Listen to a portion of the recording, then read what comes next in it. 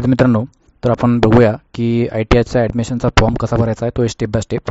तर आपण रजिस्ट्रेशन केलं आहे. रजिस्ट्रेशन कसं करायचं मी याच्या आधी व्हिडिओ बनवला आहे. ठीक आहे, मी तो डिस्क्रिप्शनमध्ये टाकून देईन. हे बघा, कॅन्डिडेट लॉगिनमध्ये यायचं आहे. त्या न्यू कॅन्डिडेट रजिस्ट्रेशन इथे तुम्ही आलात की काय होईल, तिथे तुमचं रजिस्ट्रेशन करून घ्यायचं. रजिस्ट्रेशन केल्यानंतर तुम्हाला काय मिळेल, एक युजरनेम आणि पासवर्ड मिळेल.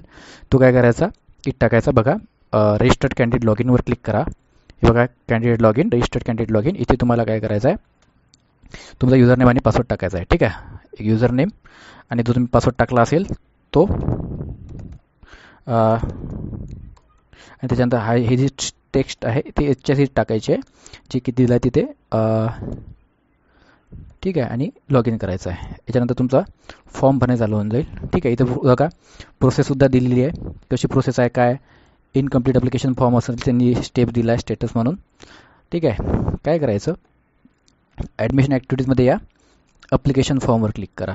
ठीक आहे, आणि हे थोडं वाचून घ्या तुम्ही काय म्हणतायत ते इन्स्ट्रक्शन्स. त्याच्यानंतर सरळ आपण जे ॲडमिशन रजिस्ट्रेशनच्या वेळेस माहिती टाकली ती सगळी इथं आलेली आहेत. त्याच्यानंतर काय करायचं आहे, काही चेंजेस करायचे असेल कराल, नाही तर मग नेक्स्ट पेजवर या. ठीक आहे, आता हे बघा काय म्हणत आहे, जेंडर वगैरे बाकीच्या गोष्टी आहेत त्या टाकून द्या. ठीक आहे, मेल फिमेल जे काही आहेत तुम्हाला ते टाकायचे आहेत. ठीक आहे, कॅटेगरीज, त्याच्यानंतर SBC जात. ठीक आहे, त्याच्यानंतर जे की टाकायचं आहे ते. ठीक आहे, आणि नेक्स्ट करायचं आहे. आणि नंतर हा सर्व ॲड्रेस लाईन वगैरे भरायची आहे तुम्हाला. ठीक आहे,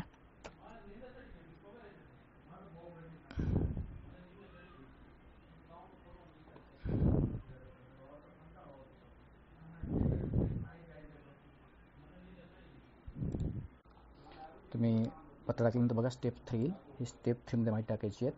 ठीक आहे, माहिती भेटली आहे. ऑर्फन कॅन्डिडेट आहेत का, ठीक आहे, म्हणजे तुम्ही अनाथ आहेत, अनाथ असेल तर ते टाका, एस नो करायचं. ठीक आहे, एस असेल तर मग तुम्हाला डॉक्युमेंट वगैरे टाकायला लागेल. ठीक आहे, कुठले अनाथ आश्रय आहे काय आहे सर्व तुम्हाला माहिती टाकायला लागेल.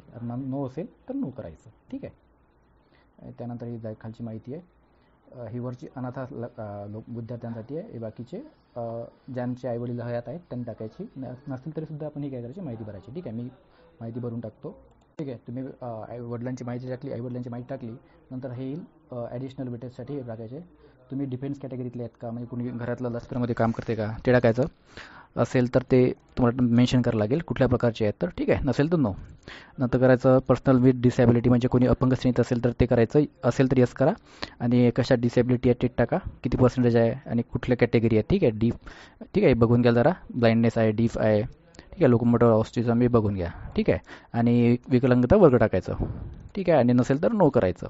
आणि जर तुम्ही यस केलं तर तुम्हाला त्याचे सर्टिफिकेशन द्यावं लागेल. ठीक आहे, आणि डिफेन्समध्ये यस केलं तर त्याचंसुद्धा सर्टिफिकेट द्यावं लागेल.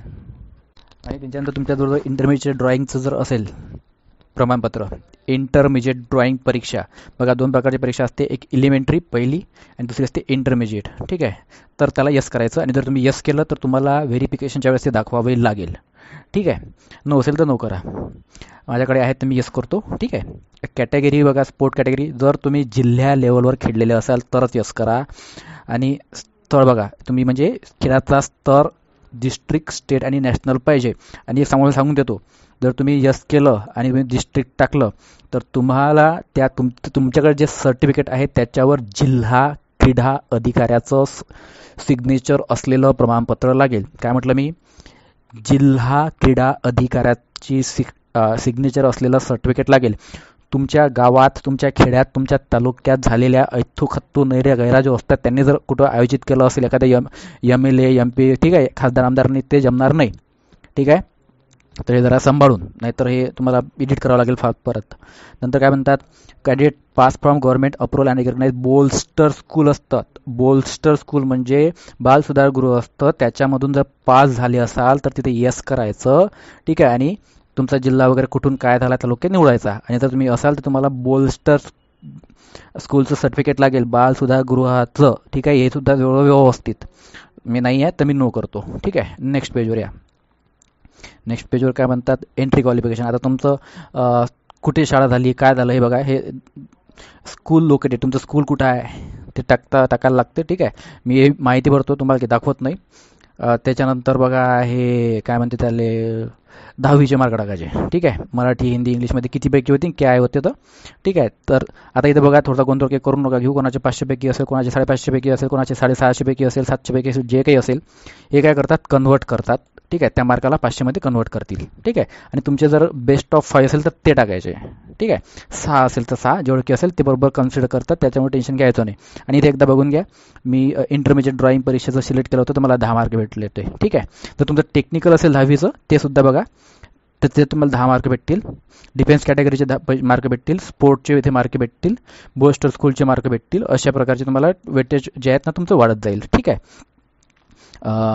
तर मी हे भरून टाकतो. ठीक आहे, इथं थोडंसं लक्षात घ्या. इकडे बघा काय म्हणतात हे, तुम्ही 10वी पास आहेत का, तर यस. तुमचे हॅव यू टेकन टेक्निकल, म्हणजे तुमचा जर सब्जेक्ट 10वीत टेक्निकल असेल तर तुम्ही यस करा, असेल तर, नाही तर मग नो करा. ठीक आहे, तुमच्या मार्कशीटवर असेल तर टेक्निकल आहे का नाही आहे तर ते बघून घ्यायचं. Do you belongs to blind handicap school, yes असेल तर यस करा, नो असेल तर नो करायचं. Have you pass 10th standard, म्हणजे 10वी तुम्ही SSC विज्ञान आणि गणित विषय घेऊन उत्तीर्ण केले आहेत का, तर यस करायचं. असेल तर ज्यांचं सायन्स वगैरे असेल तर यस करायचं. ठीक आहे, जनरली सायन्सच असतं तर यस करा आणि तुमची इथे मार्क टाका. मी मार्क टाकतो. ठीक आहे, मार्क टाकल्यानंतर बघा खाली इथं लिहून येतं तुम्ही 12वी पास झाले आहेत का, यस असेल यस करा, नसेल तर नाही करा. ठीक आहे, डिग्री असेल डिग्री टाका, नसेल तर नसते टाका. तर मी हे सगळं भरतो आहे, मी मनात माहिती टाकून राहिलो. ठीक आहे, याच्यामध्ये काही असं विशेष नाही आहे, वाटलं टाकायचं, नाही तर नाही, कारण ते 12वीचे परीक्षेचे वर्ष टाका.